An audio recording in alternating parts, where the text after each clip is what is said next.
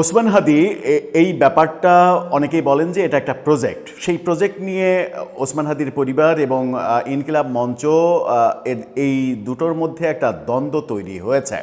ওসমান হাদির বড় ভাই ওমর হাদির সাম্প্রতিক বক্তব্য, তারপরে ওসমান হাদির বোনের বক্তব্য নতুন করে ধোঁয়াশার সৃষ্টি করেছে। হাদিকে নিয়ে সত্যিই কি ব্যবসা করা হচ্ছে? হাদিকে নিয়ে প্রফেসর ইউনূস সরকারের প্ল্যান কি ছিল? অনেক প্রশ্ন সামনে এসেছে। অনেক প্রশ্ন যখন সামনে এসেছে তখন বাংলাদেশের অন্যতম সাপ্তাহিক পত্রিকা সাপ্তাহিক ব্লিটসের সম্পাদক সালাউদ্দিন শোহেব চৌধুরী সাম্প্রতিক সময়ে একটি অনলাইন প্ল্যাটফর্মে সাক্ষাৎকার দিয়ে ভয়ঙ্কর কিছু তথ্য সামনে এনেছেন। যদি সালাউদ্দিন শোহেব চৌধুরীর এই তথ্যগুলো অর্থাৎ এই ওসমান হাদির যারা আসামি তারা ভারতে গ্রেপ্তার হয়ে জবানবন্দিতে কি কথা বলেছেন, কাদের নাম বলেছেন, ওসমান হাদিকে কেন্দ্র করে কি কি প্ল্যান ছিল, তার জানাজার দিনে কি প্ল্যান ছিল, তাকে গুলি করার দিনে কি প্ল্যান ছিল, এই ব্যাপারগুলো নিয়ে যে কথাগুলো বলেছেন তার যদি আংশিকও সত্য হয় তাহলেও কিন্তু ভয়ঙ্কর পরিস্থিতি থেকে আমরা কোনো মতে বেঁচে গেছি সেটাই প্রমাণিত হয়। কি বলছেন? এ যাবৎকালে ওসমান হাদি সম্পর্কে যত কথা হয়েছে তার মধ্যে আমার মনে হয়েছে সালাউদ্দিন শোহেব চৌধুরীর সাম্প্রতিক এই বক্তব্যটা সব থেকে ভয়ঙ্কর। চলুন একটু বুঝে দেখি হাদি প্রজেক্ট নিয়ে কি বলছেন সালাউদ্দিন শোহেব চৌধুরী এবং কোন বাস্তবতা তৈরি হচ্ছে। থাকবেন পলিটিক্স টিভির নিয়মিত আয়োজনে।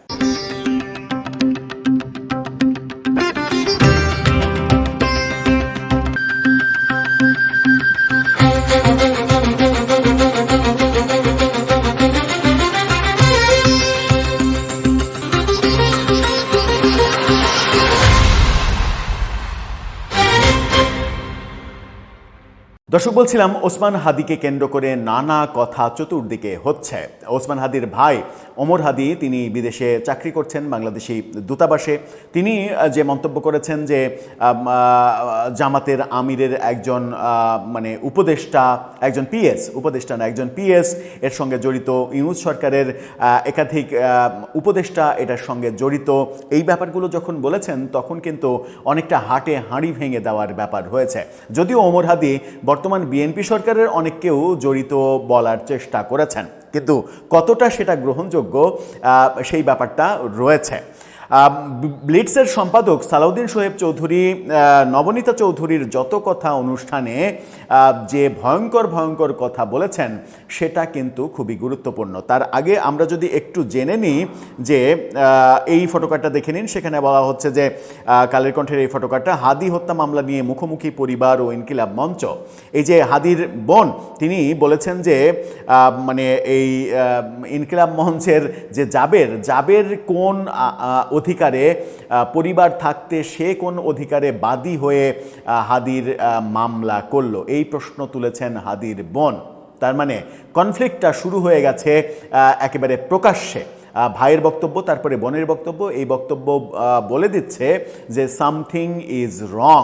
এবং সামথিং ইজ রং এই কথা যখন বলছে তখন সালাউদ্দিন শোহেব চৌধুরী নবনীতার যে যত কথা সেই অনুষ্ঠানে যে সকল বক্তব্য দিয়েছিলেন সেই বক্তব্যের একটা স্ক্রিনশট আপনাদেরকে দেখাতে চাই, সেটা দেখে নিন।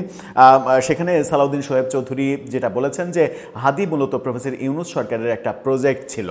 সেই প্রজেক্টের অন্যতম উদ্দেশ্য ছিল হচ্ছে নির্বাচন পিছিয়ে দেয়া। তার প্রজেক্টের সঙ্গী যারা ছিল তাদের অন্যতম উদ্দেশ্য ছিল ঢাকা ৮ আসনে যেন তাদের প্রার্থী মনোনয়ন দিতে পারে খুব আরামে, সুতরাং হাদিকে সরিয়ে দেওয়াটা তাদের জন্য ফরজ ছিল।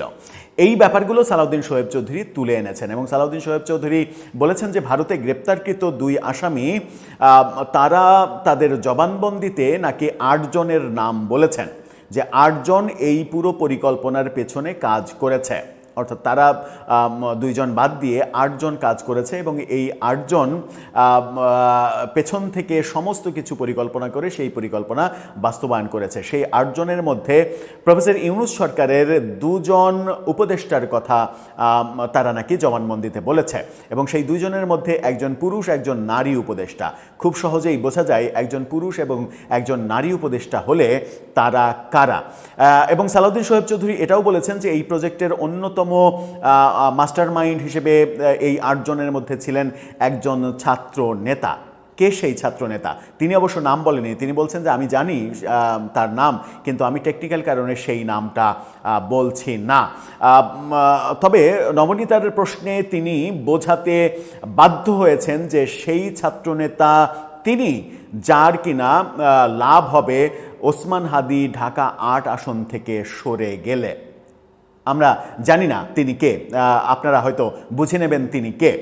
এই নামগুলো যখন বলেছেন, এই ৩ জনের কথা বলেছেন এবং বলেছেন যে আরও ৫ জন রয়েছে, আমি এই মুহূর্তে তাদের নাম বলতে চাচ্ছি না। এবং তিনি ভয়ঙ্করভাবে যে কথা বলেছেন সেটা হচ্ছে যে ভারত সরকার খুব দ্রুতই এই ২ আসামি যাদেরকে গ্রেপ্তার করা হয়েছে তাদেরকে গণমাধ্যমের সামনে নিয়ে আসবে, গণমাধ্যম তাদেরকে জেরা করবে, জেরাতে অনেক কিছুই প্রকাশ্যে চলে আসবে, এরকম তথ্যও তিনি বলেছেন ওসমান হাদিকে কেন্দ্র করে যেটা করা হয়েছিল সেই ব্যাপারগুলো মধ্যে তিনি বলেছেন যে এটা পরিকল্পিত এবং এটাকে কেন্দ্র করে বঙ্গভবন অ্যাটাকের পরিকল্পনা ছিল, বঙ্গভবন অ্যাটাক করে রাষ্ট্রপতিকে সরিয়ে দিয়ে অন্যরকম একটা পরিকল্পনা ছিল সমস্ত কিছু। এবং হাদির এই ঘটনাকে কেন্দ্র করে জাতির উদ্দেশ্যে ভাষণ দিয়ে প্রফেসর ইউনূসের বলার কথা ছিল যে এই মুহূর্তে দেশে নির্বাচনের আর কোনো পরিবেশ নেই, আমরা ওসমান হাদির এই কাণ্ডের বিচার করব আগে, তারপরে নির্বাচন হবে।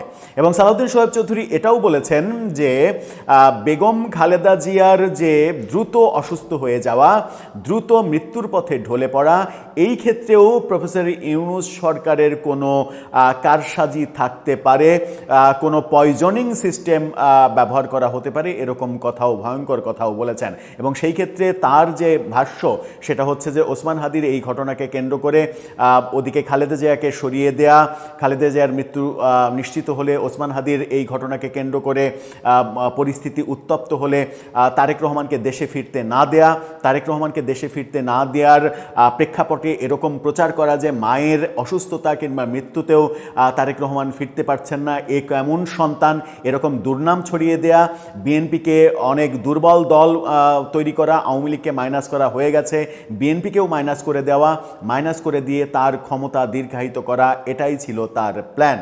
এবং সেই প্ল্যান বাস্তবায়ন করা সম্ভব হয়নি, তিনি বলেছেন সেনাবাহিনী এবং সেনা প্রধানের দৃঢ়তার কারণে। সেনাপ্রধান বঙ্গভবনে মব করতে দেননি, মব প্রতিরোধ করেছিলেন এবং সেই বীরত্বপূর্ণ ঘটনার কারণে প্রফেসর ইউনূস তার সকল যে কালো পরিকল্পনা, সেই কালো পরিকল্পনা বাস্তবায়ন করতে পারেননি। তিনি এটাও বলেছেন যে বর্তমান সরকার প্রফেসর ইউনূসকে যদি জবাবদিহির আওতায় আনে তাহলে সব তথ্যই বেরিয়ে যাবে। কিন্তু সেটা কি বাস্তবতার মধ্যে পড়ে কিংবা সেটা কি আমরা প্রত্যাশা করতে পারি? আমি নিশ্চিত নই। সালাউদ্দিন শোয়েব চৌধুরী যে সকল বক্তব্য দিচ্ছেন সেই বক্তব্যের মধ্যে ভয়ঙ্কর কিছু বক্তব্য রয়েছে এবং তিনি এটাও বলছেন যে কোনো কোনো পত্রিকা অফিসে যে হামলা, সেই হামলার ব্যাপারটাও পরিকল্পিত এবং কোথাও কোথাও তিনি বলছেন যে এটা ওই পত্রিকা দুটোর সর্বোচ্চ কর্ণধার তারা জানতেন এবং তারা জানতেন বলে ওই দিনকে তারা অফিসে ছিলেন না, এরকম নানা কথা বলার চেষ্টা করেছেন তিনি। আমি আসলে তার বক্তব্য এতটাই তীব্র, এতটাই অপ্রত্যাশিত বক্তব্য যে আমি রীতিমতো কনফিউজড যে এই ঘটনাগুলোও কোনো দেশের বাস্তবতায় কি ঘটতে পারে, যেটা কল্পনার মধ্যেই আসে না। সেরকম ঘটনাও কি ঘটতে পারে, সেরকম পরিকল্পনাও কি কেউ করতে পারে? হ্যাঁ, এটা হয়তো বিশ্বাসযোগ্য যে হাদি প্রজেক্টটা একটা প্রফেসর ইউনূসের একটা প্রজেক্ট ছিল এবং এই প্রজেক্ট দিয়ে তার সরকার মূলত নির্বাচনটাকে বানচাল করতে চেয়েছে এবং তাদের সরকারের উপদেষ্টাদের মধ্যে কয়েকজনের তো একেবারে মিশন ছিল যে কোনো মূল্যে যেন নির্বাচন না হয়, যে কোনো মূল্যে তারেক রহমান যেন ফিরতে না পারেন এবং তারেক রহমানকে ফিরতে না দিয়ে আওয়ামী লীগের পাশাপাশি বিএনপিকেও মাইনাস করে দেওয়া, যেটা এখন স্পষ্ট বোঝা যাচ্ছে বিএনপিকেও মাইনাস করে দিয়ে তাদের পক্ষের সরকার তৈরি করা কিংবা তাদের ক্ষমতায় দীর্ঘায়িত করা, এই প্ল্যানটা তারা বাস্তবায়ন করার পরিকল্পনার মধ্যে ছিল। কি ভয়ঙ্কর ব্যাপার, কি ভয়ঙ্কর জায়গা থেকে আমরা কোনো মতে বেঁচে উঠেছি, কোনো মতে কিনারার কাছাকাছি এসে পৌঁছেছে। এখনও কি তাদের পরিকল্পনা বানচাল হয়ে গেছে? এখনও কি তাদের পরিকল্পনা থেমে গেছে? নাকি কেউ কেউ ফ্রান্সে বসে থেকে এখনও বিএনপির বর্তমান যে সরকার, নির্বাচিত সরকার, সেই সরকারকে বিপদে ফেলার পরিকল্পনা তৈরি করছেন? দর্শক, আপনার কাছে কি মনে হয়? আপনার মতামত জানিয়ে লিখতে পারেন আমাদের কমেন্ট বক্সে।